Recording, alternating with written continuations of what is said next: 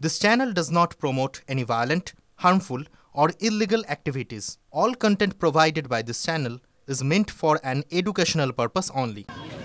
পাশাপাশি নিয়োগের দাবিতে ফের পথে চাকরি প্রার্থীরা ছবি দেখাচ্ছি আপনাদের 2022-এর টেট উত্তীর্ণদের চাকরির দাবিতে বারাসাতে মিছিল ডিপিএস এর সামনে বসে বিক্ষোভ চলে উত্তর 24 পরগনার ছবি দেখাচ্ছি আপনাদের চাকরিহারাদের মিছিল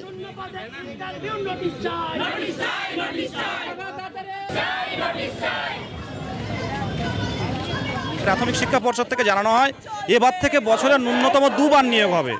কোনো টেট পাস বসে থাকবে না লক্ষ্য যখন স্কুল সার্ভিস সঙ্গে আছে গেটওয়ে সিরিজ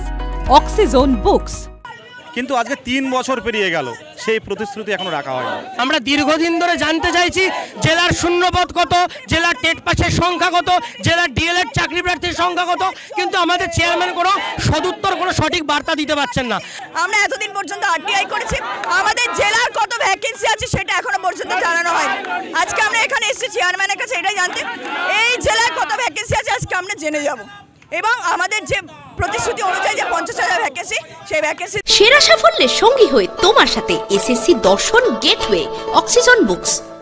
আমাদের জন্য ইন্টারভিউ নোটিফিকেশন দিয়ে দেওয়া হয় আমরা পারছি না আজকে যতক্ষণ চেয়ারম্যান দেখা না করেন আমরা এখানেই বসে থাকবো যতক্ষণ দেখা না হয় আমরা যাব না আমাদের আজ 2-2.5 বছর ধরে এইভাবে রাস্তায় রয়েছে তো আমাদের যেটা দাবি সেটা আগে না হওয়া পর্যন্ত আমরা লড়বো না